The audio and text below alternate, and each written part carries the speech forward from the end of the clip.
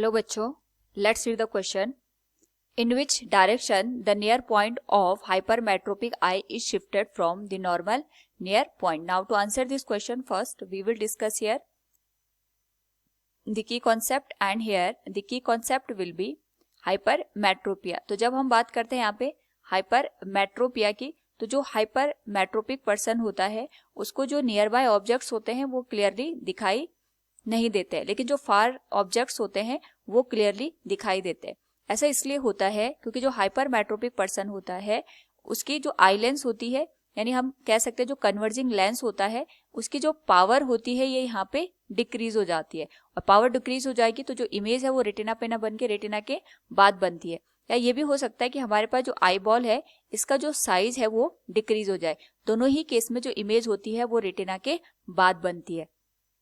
और जनरली अगर हम बात करें यहाँ पे नियर पॉइंट और फार पॉइंट की, तो नियर पॉइंट हमारे पास वो मिनिमम डिस्टेंस होती है जहां पे रखे ऑब्जेक्ट को जो यहाँ पे इमेज रेटिना पे क्लियरली बना देता है बाय द ह्यूमन आई. और जो फार पॉइंट होता है ये मैक्सिमम डिस्टेंस होती है जहां पे रखे ऑब्जेक्ट को जो हमारे पास यहाँ पे ह्यूमन आई होता है उसकी इमेज रेटिना पे क्लियरली बना देता है. नाउ यहाँ पे अगर हम बात करें अकॉर्डिंग टू द क्वेश्चन हमसे पूछा गया है in which direction the near point of the hypermetropic eye is shifted from the normal near point. तो जो हमारे पास यहाँ पे नॉर्मल आई होती है, नॉर्मल आई के लिए जो नियर पॉइंट होता है वो 25 सेंटीमीटर होता है.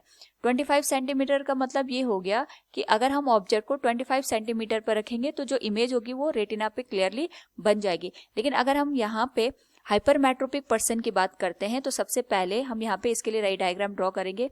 ये आ गया हमारे पास यहाँ पे हाइपरमेट्रोपिक पर्सन का आई लेंस. और यहाँ पे जब हम ऑब्जेक्ट को रखेंगे तो क्योंकि इसकी कन्वर्जिंग पावर यहाँ पे कम हो चुकी है तो जो भी लाइट रे यहाँ पे मीट करेंगी वो रेटिना के बाद किसी पॉइंट पे जाके मीट करेंगे. नाउ अगर हम यहाँ पे देखें हमें ये इमेज को यहाँ रेटिना पे लेके जाना है. तो अगर हम रेटिना पे इमेज को लेके जाना चाहते हैं तो जो इमेज है इसको हमें लेफ्ट हैंड साइड पे शिफ्ट करना पड़ेगा. उसके लिए हमारे पास जो ऑब्जेक्ट है इसको और पीछे की डायरेक्शन में मूव करना पड़ेगा, तभी जाके जो इमेज बनेगी वो हमारे पास यहाँ पे रेटिना पे बन जाएगी. यानी जो नॉर्मल आई के लिए जो डिस्टेंस 25 सेंटीमीटर होती है वो हाइपरमेट्रोपिक पर्सन के लिए वही ऑब्जेक्ट की डिस्टेंस हमें यहाँ पे बढ़ा के रखनी पड़ेगी, तभी जाके जो इमेज होगी वो हमारे पास यहाँ पे रेटिना पे फॉर्म हो जाएगी. यानी जो हाइपरमेट्रोपिक पर्सन है, हाइपरमेट्रोपिक पर्सन के लिए जो नियर पॉइंट है वो हमारे पास यहाँ पे बढ़ जाता है. और यहाँ पे अगर हम बात करें किसी भी कंडीशन में जो हाइपरमेट्रोपिक पर्सन होता है उसके लिए जो नियर पॉइंट होता है ये जो ओरिजिनल नियर पॉइंट होता है नॉर्मल आई के लिए उससे लेफ्ट हैंड साइड शिफ्ट हो जाता है. लेफ्ट हैंड साइड या हम इसको ये भी कह सकते हैं जो नॉर्मल यहाँ पे नियर पॉइंट होता है उससे ये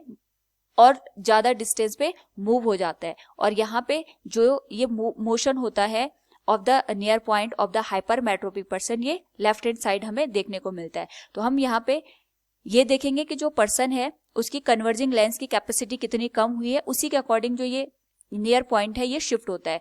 तो जितना ज्यादा यहाँ पे कन्वर्जिंग लेंस की पावर कम हो जाती है उतना ज्यादा नियर पॉइंट यहाँ पे इंक्रीज हो जाता है of the hypermetropic person. So from the given question we can say in which direction the near point of the hypermetropic eye is shifted from the normal near point.